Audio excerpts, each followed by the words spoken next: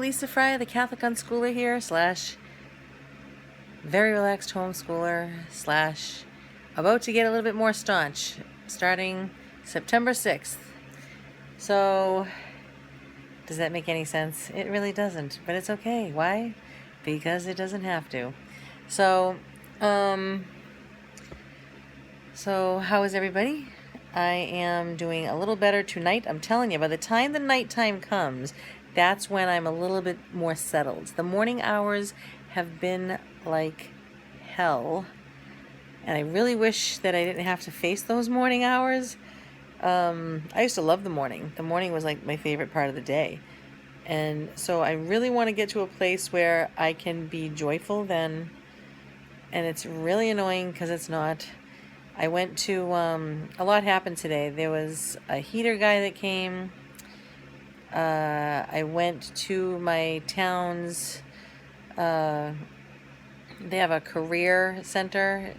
You know, it feels very uncomfortable there, but I know they're guiding me to think about, you know, the next move in my life. So I watched a little film for about half an hour. And then I came home, and then I said, you know what? That's it. We are going out to a friend's house that invited my kids to swim, and that's what they did. And it was beautiful. And then I came home, and I'm saying to myself, Lisa, you got to keep busy, keep going. So when I'm done here, I'm going to keep researching different things that I got to be doing. But today was a weird day, okay? I was just talking to God about, you know, I want to have a man in my life I told my kids, I said, I don't want to be alone. And my son is like, you know what? You don't need that. When we go to heaven, we want just daddy there. And I don't want to take Bob along with us. And I'm like, well, from my understanding, there is no marriage in heaven. We will love one another. There won't be jealousies and this, that, and the other thing. So I was just like, of course, if Mr. Fry did not go, I would be with him, right? He's the love of my life. I just want to be with him. Okay? And so I used to get upset when other people would remarry right away. I was like, what? Like, that is not okay, and they must not have really loved the person that they were with. So now that I'm in this situation, it's totally true that I probably most likely will never, when I say never, I mean never, find that kind of love, okay? That kind of love. He is my rock star. He was my everything since I was like 21, and now I'm 48. So I have always loved Mr. Fry. However, and it is such a traumatic thing. It's like, okay, so a little more than a month ago, I had my family unit, and I'm in love, and I love my husband, and I want no other. And now I'm like forced to live without him, and due to him going to heaven, for those that may not know. And I'm sitting here going, I don't like this feeling of being alone. I'm not used to it, right? So, okay, so you would say to me probably, give it some time. Well, obviously, I can't force anything. I mean, I guess I could call get in touch with like a dating service thing, and they'd be like, lady, you are thinking about another relationship after a month of your husband being gone. The reason is because I am going to mourn him no matter what. I will miss him for the rest of my life. If I live to be an old lady, I will miss him. I know it because I love him. I love him. But now I understand the people that have been in my life that want to be with somebody else so soon. It's because of many reasons. I want help. Yes, I do.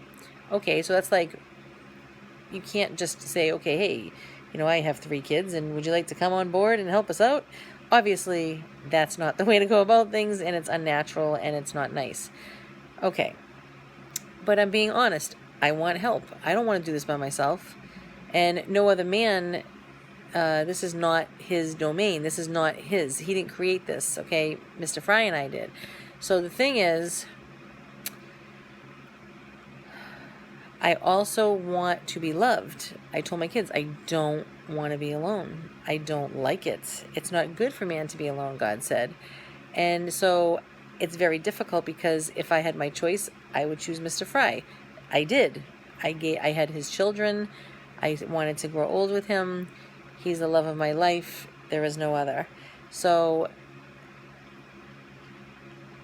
I'm trying to, speak honestly to God and say, I mean, it would be, even if my brother holds me, or anybody, whether it's a man or woman, holds me, it feels so good.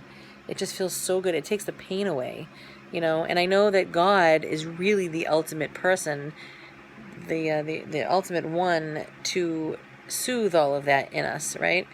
So, but I don't like being alone. I never did. And I very much enjoy love. I enjoy affection. And if God has me, alone for the rest of my life, then so be it. What are you going to do? Can't do anything about it, right? So anyway, I have this guy here the other day, and he's a friend of he's the oil guy of a good friend of mine for like 40 years. So I said, all right, why don't you come on over, tell me what you think of my furnace. He's like, oh, I'm not taking on any more clients, but I have this other guy I'm going to have come over here.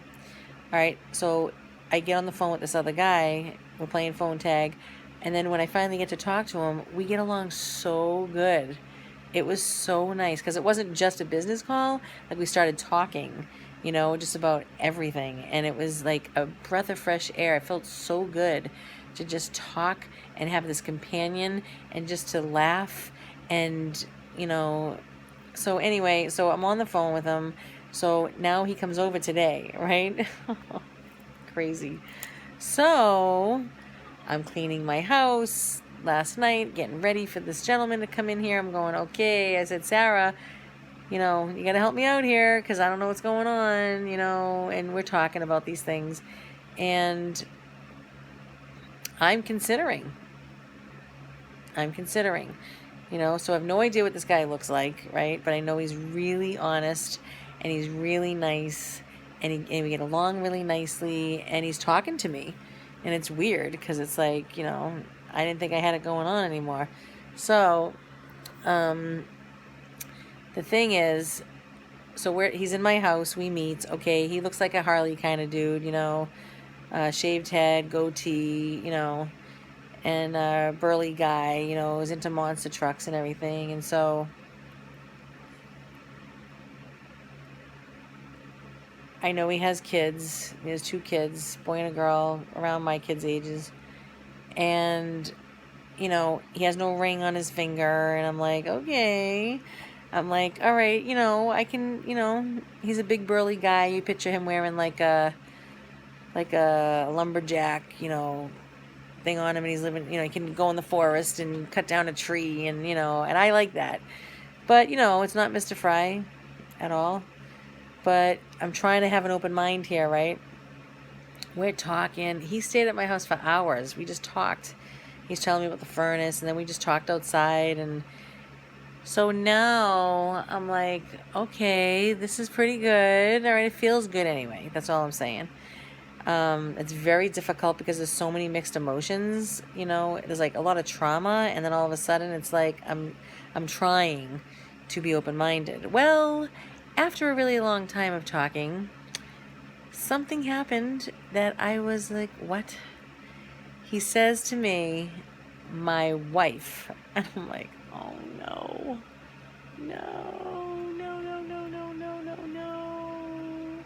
But I didn't say that to him. So I was just like, inside, on the outside, I'm just listening. I'm like, okay, yeah, And I'm like, oh. But inside, I was like, what? No, please don't tell me you're married. I'm like waiting for him to say like, his ex-wife or something. I'm just like, oh my gosh.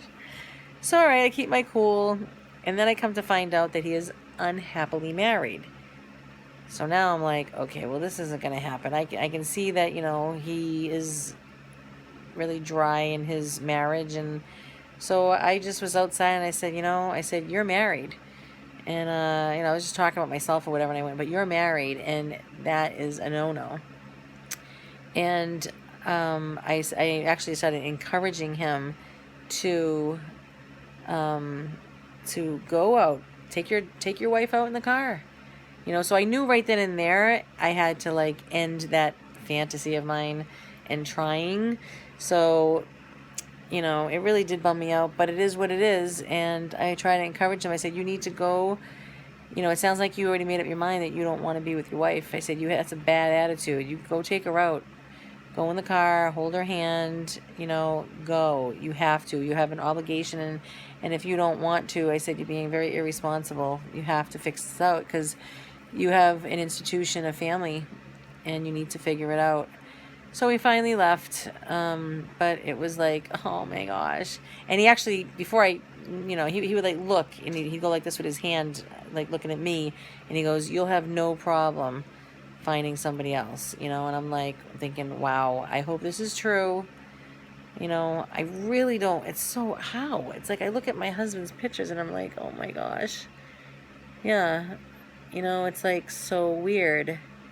You feel like you're cheating, but that's not true anymore. It's not true. It's not logical.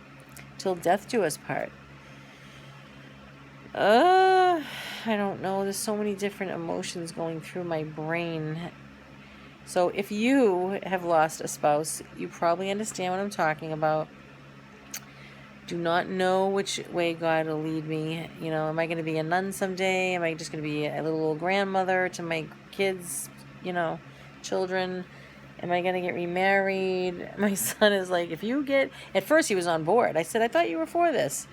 He's like, I'm going to scare him off. And I'm like, you better not, And I'm thinking, who is going to want a 48-year-old single mother with 3 kids? And especially if I have foster kids too, it's like, oh my gosh.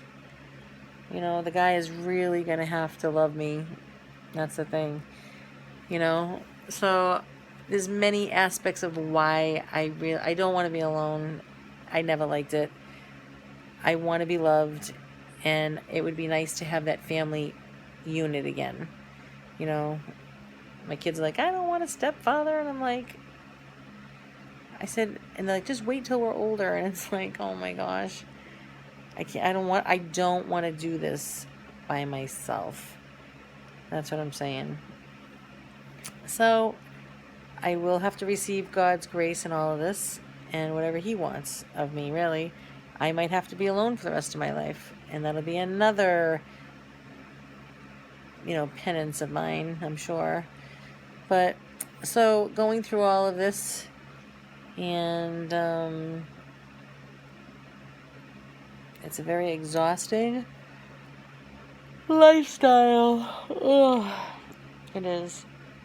All right, I'm gonna go. I just wanted to give you that little story on, oh my gosh, on like how to get past. I'm like, I said to my daughters, what am I supposed to do if I get with somebody else? I look at my husband and he's just so beautiful. He's so beautiful. And I'm like, how am I supposed to, do I keep these wedding pictures up? I mean, look at us. Look.